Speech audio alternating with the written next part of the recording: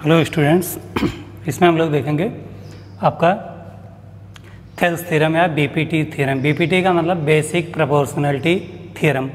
तो इसी को हम लोग थेल्स थ्योरम के नाम से जानते हैं। थेल्स क्या थे? एक ग्रेट मैथमेटिशियन थे। उन्होंने ही ये थ्योरम दिया है, तो इसी को उनके वजह से इसका नाम थेल्स थ्योरम भी है। थेल्स थ्योरम कहता क्या है, इसको देखते हैं हम लोग। इसमें यह है कि अगर कोई ट्रायंगल है, उसके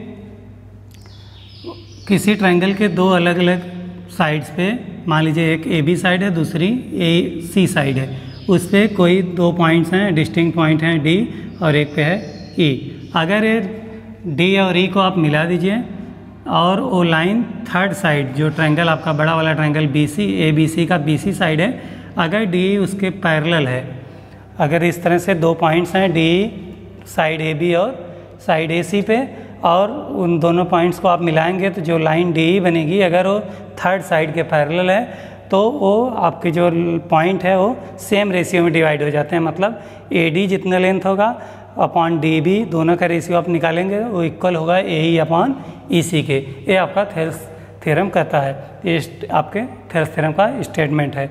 तो अगर आप इसके पैरेलल लाइन ड्रा कर दें दो पॉइंट्स डी से, आपके यहाँ पे पैरेलल लाइन थर्ड साइड के ड्रा करें और तो जो दोनों करस्पॉन्डिंग साइड का A D upon D B ये लाइन सेगमेंट होगा, इनका रेशियो, और ए ई अपॉन ए सी का रेशियो सेम होगा।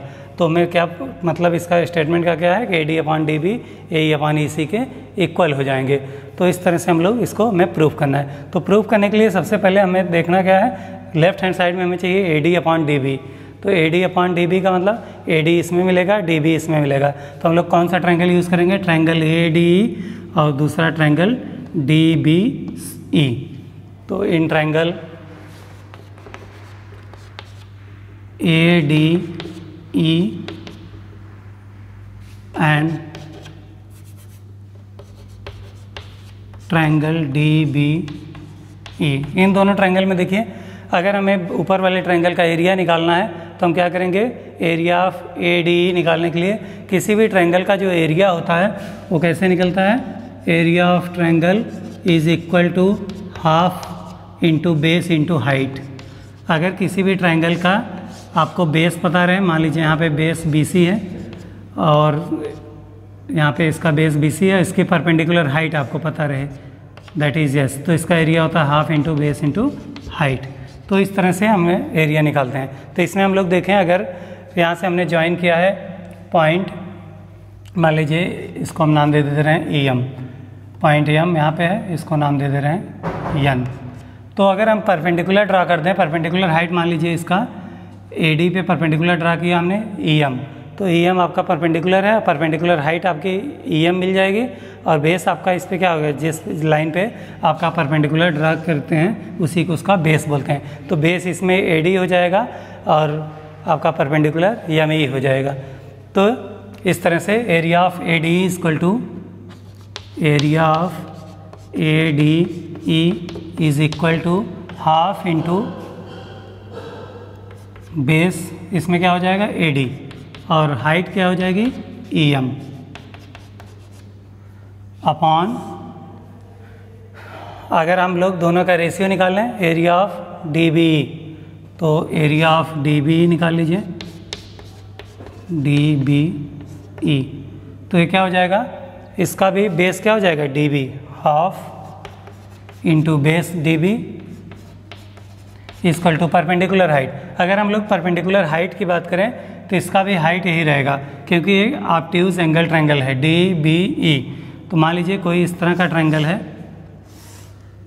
और आपका बेस इसमें बी सी रहे, तो इसकी परपेंडिकुलर हाइट का मतलब ग्राउंड लेवल से इसकी कितनी हाइट है, तो ये इसका परपेंडिकुलर हाइट हो जाएगा। तो इसका परपेंडिकुलर बाहर चला गया, लेकिन हाइट वही रहेगी जो इसका हाइट है।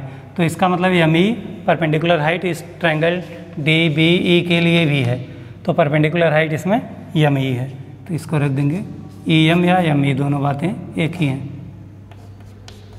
तो यहाँ से हमने क्या किया, दोनों ट्रायंगल ए डी ई और ट्रायंगल डी बी ई का एरिया निकाला और दोनों का रेशियो निकाला। तो यहाँ से अगर हम देखें तो 1/2 से 1/2 कैंसिल हो जाएगा, ई एम से ई एम कैंसिल हो जाएगा, और क्या मिल जाएगा आपको A D upon D B. ये आपका पहला इक्वेशन बन जाएगा। इस तरह से फिर हम लोग क्या करेंगे, ए डी ट्रायंगल का एरिया अगर हम चाहें तो इस तरफ से भी निकाल सकते थे, बेस इसमें ए ही होता, परपेंडिकुलर डी एन होता। उसके बाद फिर हम लोग अगर यहाँ पे ट्रायंगल डी ई सी का एरिया निकालना चाहें तो परपेंडिकुलर डी एन हो जाएगा और आपका बेस हो जाएगा ई सी। अभी हम लोग बात कर रहे हैं triangle A D upon area of triangle D E C. तो एक इक्वेशन इसके हेल्प से, दूसरा हम लोग यहाँ से फाइंड कर लेंगे। तो हमारा पहला इक्वेशन है एरिया ऑफ ए डी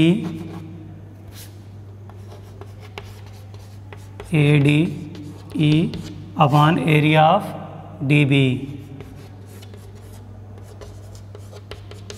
फिर से आते हैं हम लोग ट्रायंगल ए डी का area upon triangle D E C का एरिया। एरिया ऑफ,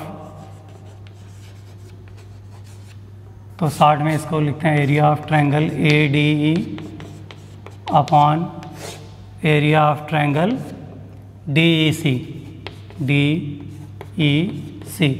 तो अभी हम लोग बेस ए ही लेंगे, ट्रायंगल वही है, और हाइट इसकी परपेंडिकुलर हाइट डी एन लेंगे। तो हाफ इंटू बेस ए ही हो जाएगा और height D N upon 1/2 base इसका ई सी हो जाएगा और परपेंडिकुलर हाइट वही रहेगी जैसे इसका था। तो ये हो जाएगा ई सी इंटू डी एन। अब जो कैंसिल हो रहा है कैंसिल करेंगे, 1/2 से 1/2 कैंसिल, डी एन से डी एन कैंसिल, बचा क्या, ए ई अपॉन ई सी। ये हमारा सेकेंड इक्वेशन हो गया। अगर हम लोग देखें हमें जो प्रूफ में चाहिए A D upon D B और A E upon E C, तो हमारा जो राइट हैंड साइड तो दिख रहा है लेकिन लेफ्ट हैंड साइड को हमें इक्वल दिखाना पड़ेगा। तो इक्वल दिखाने के लिए हम लोग क्या करेंगे, ए डी को इक्वल कर दें डी बी के। तो एरिया ऑफ ए डी ई यहाँ पे, या तो एरिया ऑफ डी बी जो है आपका है उसका एरिया डी ई सी के इक्वल कर दें, तो दोनों चीज़ें इक्वल हो जाएंगी, तो दोनों का लेफ्ट हैंड साइड इक्वल हो जाएगा। तो हमारा आंसर आ जाएगा इसमें। तो देखते हैं इसको। अगर हम बात करें ट्रायंगल डी बी ई की, since area of triangle D B E is equal to area of triangle D E C. Area of triangle D E C क्यों इक्वल होंगे, क्योंकि दोनों बिटवीन सेम पैरेलल हैं। कभी भी अगर दो ट्रायंगल का कॉमन बेस हो और सेम पैरेलल लाइंस के बीच हो तो उनका एरिया सेम होता है। मान लीजिए एक ट्रायंगल इस तरह से है और एक ट्रायंगल इस तरह से है, तो इसमें दोनों का अगर बेस आपका कॉमन रहे तो उनका एरिया हमेशा इक्वल होता है। एक ट्रायंगल सपोज करिए दो पैरेलल लाइंस हैं, एक ट्रायंगल यहाँ पे है और इसी कॉमन बेस पे एक ट्रायंगल और है, तो इन दोनों का एरिया सेम होता है। तो वही सेम कंडीशन इस पे डी ई और बी सी एक दूसरे के पैरेलल हैं। तो यहाँ से एक ट्रायंगल है और इसी बेस पे एक ट्रायंगल यहाँ पे मिल रहा है और एक ट्रायंगल यहाँ पे भी मिल रहा है, तो दोनों का एरिया सेम हो जाता है। तो ऐसी कंडीशन में जहाँ पे डी बी है तो इसका मतलब हम लोग डी ई सी लिख सकते हैं, या जहाँ पे आपका डी बी है तो डी ई सी लिख सकते हैं इसमें। तो इसका मतलब यहाँ पे हम लोग रख देंगे उसको। तो यहाँ पे हमारा आ जाएगा D E C equal to D B E इस वाले ट्रायंगल में, तो दोनों की एरिया हमारी सेम हो जाएगी। तो इक्वेशन 1 और 2 से हम लोग लिख सकते हैं इसको। फ्रॉम इक्वेशन 1 और 2 D B equal to D E C, तो यह हो जाएगा area of triangle A D E upon D E C के जगह पे हम लोग डी बी भी लिख सकते हैं। एरिया ऑफ बी डी की जगह डी ई सी डायरेक्ट लिख दीजिए और ये हो जाएगा A E upon E C. तो इक्वेशन 1 जो हमारा था area of A D E upon, तो डी बी की जगह डी ई सी लिख सकते हैं, डी ई सी की जगह डी बी लिख सकते हैं। तो ये आपका इक्वेशन 2 है। अब इक्वेशन 1 और 2 की अगर हम बात करें तो वहाँ से हम दोनों का, अगर लेफ्ट हैंड साइड आपका इक्वल है तो राइट हैंड साइड भी इक्वल हो जाएगा, क्योंकि आपके डी बी की जगह डी सी लिखा गया है पहले इक्वेशन में। तो हमारा इसका मतलब इक्वेशन 1 और 2 से लेफ्ट हैंड साइड भी इक्वल, राइट हैंड साइड भी इक्वल हो जाएगा। दिस इम्प्लाइज फ्रॉम 1 और 2 तो हो जाएगा A E upon E C is equal to A D upon D B. क्यों ऐसा हुआ? क्योंकि जो एरिया इसका भी था उसका एरिया ये भी था, तो इसका मतलब इन दोनों का रेशियो भी left hand side area equal हो जाएगा, तो राइट हैंड साइड का रेशियो भी दोनों का सेम हो जाएगा, तो हमारा प्रूफ आ जाएगा। तो हमारा प्रूफ क्या हो जाएगा? AD/DB AE/EC।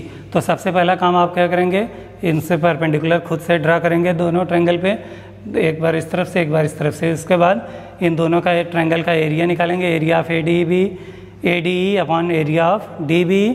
फिर उसके बाद एरिया ऑफ ADE/एरिया ऑफ DEC। अब DEB और DEC का एरिया इक्वल है और ADE तो दोनों बार कॉमन था दोनों में, तो इसका मतलब दोनों का एरिया इक्वल आएगा, दोनों का रेशियो भी इक्वल आएगा। और जब रेशियो इक्वल आएगा तो इसका मतलब जो आपका राइट हैंड साइड का रेशियो है वो इक्वल आएगा लेफ्ट हैंड साइड के रेशियो के। तो इस तरह से हम लोग प्रूफ कर लेंगे। ये आपका थेल्स थ्योरम का प्रूफ था। Thank you.